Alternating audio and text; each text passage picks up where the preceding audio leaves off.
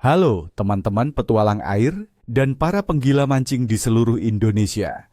Selamat datang kembali di saluran kesayangan kita, tempat kita mengupas tuntas rahasia alam untuk hasil pancingan terbaik. Saya sangat bersemangat karena hari ini kita akan bedah tuntas prospek mancing di 14 Januari 2026. Siap-siap, karena tanggal ini menyimpan potensi yang menarik di balik rintik hujan dan pergerakan air yang unik. Saya tahu, banyak dari kalian yang bertanya-tanya, apakah harus lempar semua aktivitas dan langsung berangkat mancing? Nah, jawabannya ada di analisis mendalam kita kali ini. Saya akan berikan panduan praktis berdasarkan data akurat yang saya kumpulkan, agar kalian bisa pulang dengan senyum lebar dan tangkapan melimpah. Jadi, pastikan kalian tonton sampai habis, karena ada trik-trik kecil yang bisa membuat perbedaan besar. Prognosa ikan berdasarkan spesies dan taktik mancing.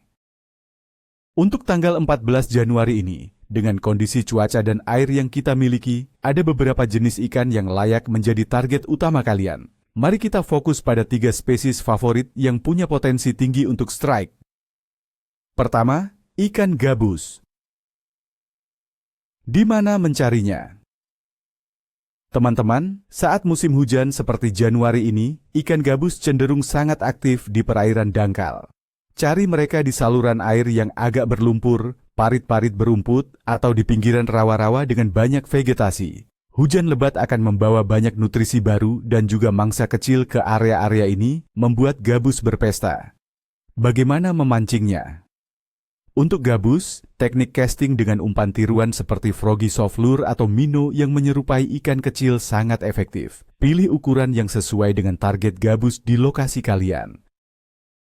Gunakan joran medium heavy dan senar yang kuat, karena tarikan gabus bisa sangat agresif di kondisi seperti ini. Jangan ragu untuk melempar umpan ke celah-celah semak air. Kedua, ikan nila dan mujair. Di mana mencarinya? Jenis ikan air tawar ini sangat adaptif. Mereka akan bergerombol di pinggiran danau, kolam, atau sungai kecil dengan arus yang tidak terlalu deras. Air keruh setelah hujan justru sering membuat mereka lebih aktif mencari makan. Bagaimana memancingnya? Gunakan teknik pancing pelampung atau dasar, umpan alami seperti lumut segar, cacing tanah, atau pelet racikan yang beraroma kuat akan sangat menarik perhatian mereka di air yang agak keruh. Jangan lupa untuk sesekali mengocok umpan untuk menciptakan gerakan dan aroma yang memancing. Ketiga, ikan kakap merah. Di mana mencarinya? Untuk teman-teman yang suka mancing di perairan payau atau pesisir, kakap merah adalah target yang menjanjikan. Carilah mereka di muara sungai, dekat gugusan hutan bakau, atau di sekitar struktur karang dangkal. Pergerakan air pasang menuju surut, atau sebaliknya, pada 14 Januari ini akan menjadi waktu yang cukup bagus untuk mancing. Bagaimana memancingnya? Teknik dasar dengan umpan udang hidup, ikan kecil, atau soft plastic jig berwarna cerah akan sangat efektif. Kakap merah cenderung menyambar umpan yang bergerak di dekat dasar atau di antara sela-sela struktur. Pastikan timah pemberat kalian pas agar umpan tetap di zona strike. Analisis kondisi, dasar teoritis. Sekarang mari kita pahami mengapa prediksi ini demikian dengan melihat kondisi alam yang sebenarnya pada 14 Januari 2026. Cuaca. Suhu udara diperkirakan berkisar antara 24 hingga 29 derajat Celcius di sebagian besar wilayah Indonesia, khususnya di Jakarta dan sekitarnya. Ini suhu yang nyaman untuk ikan tropis. Yang perlu diwaspadai adalah hujan. Ramalan cuaca menunjukkan hujan sedang hingga lebat akan mengguyur sebagian besar wilayah Indonesia, terutama di Jabodetabek, Jawa, Bali, dan Nusa Tenggara, dengan peluang hujan 70% di siang hari. Angin cenderung sedang, membawa kelembapan tinggi yang khas di musim hujan. Tekanan udara kemungkinan akan sedikit menurun seiring dengan datangnya hujan. Dan berdasarkan pengalaman saya, penurunan tekanan seringkali memicu ikan untuk lebih aktif mencari makan. Suhu air. Suhu air di perairan Indonesia akan tetap hangat, rata-rata antara 26 hingga 30 derajat Celcius.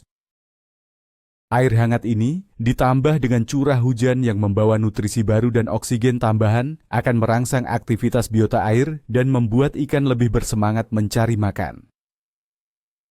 Fase bulan. Pada 14 Januari 2026, fase bulan adalah bulan sabit tua, dengan pencahayaan sekitar 16,6%. Bulan baru akan datang dalam beberapa hari lagi. Meskipun fase bulan sering dihubungkan dengan pasang surut yang kuat atau lemah, di fase sabit tua ini, banyak pemancing berpengalaman percaya bahwa ikan cenderung lebih fokus mencari makan karena cahaya bulan yang minim. Hal ini bisa membuat mereka lebih berani keluar dari persembunyiannya di siang hari. Aktivitas ikan secara umum. Secara keseluruhan, dengan mempertimbangkan semua faktor ini, suhu air hangat, hujan sedang yang membawa nutrisi, dan pergerakan pasang surut yang cukup bagus, aktivitas ikan di sebagian wilayah Indonesia pada hari ini, terutama di perairan tawar dan muara, diprediksi cukup bagus. Jangan kaget jika kalian menemukan ikan-ikan besar bersembunyi di tempat-tempat yang tak terduga, menunggu mangsa yang terbawa arus hujan. Kesimpulan prognosa KLEF. Jadi, bagaimana prediksi KLEF untuk 14 Januari 2026? Saya beri nilai cukup bagus, menuju ke baik di spot-spot tertentu. KLEF akan aktif karena kombinasi suhu air yang optimal, pasang surut yang mendukung, dan penurunan tekanan udara akibat hujan yang memicu nafsu makan ikan. Jangan biarkan hujan menghalangi niat kalian, justru ini adalah kesempatan emas. Penutup, libatkan audiens.